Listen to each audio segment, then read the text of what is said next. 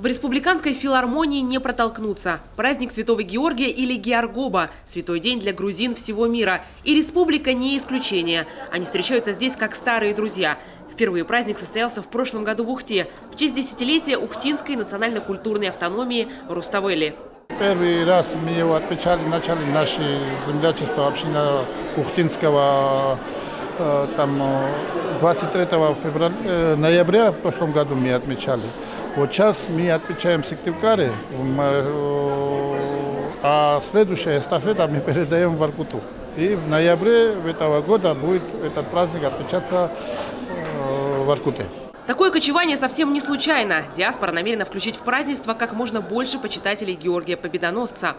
Я думаю, что чем больше будет активность на территориях каждого человека, представляющего каждую национальность проживающую, каждый народ, проживающий на территории нашей республики, тем лучше и краше будет жизнь всех остальных. Поэтому это будет здорово, если как можно в большем количестве муниципалитетов этот праздник будет проходить.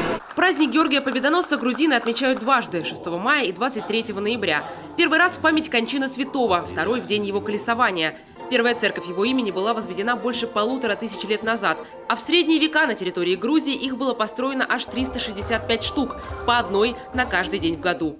Он не только грузин оберегает, он оберегает всех. Святой Георгий оберегает всех хороших людей, всех христиан мира нам. И грузин тоже. А для нас он, исходя от того, что мы очень обожествляем, да, вот этого святого, даже исходя от этого, англичане нас назвали Георгия.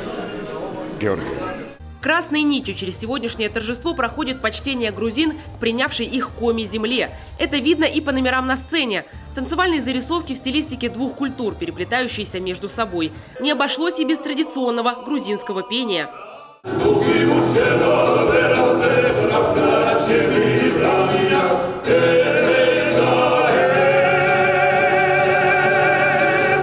Грузин в республике относительно немного, всего около 1000 человек. И представители диаспоры стараются вовлечь в свою работу всех, даже живущих в самых отдаленных уголках Коми-края. Сохранение традиций родного народа не должно зависеть от места жительства, уверены представители автономии. Таисия Жакова, Евгений Стокас, Артем Соколов, телеканал Юрган, Сыктывкар.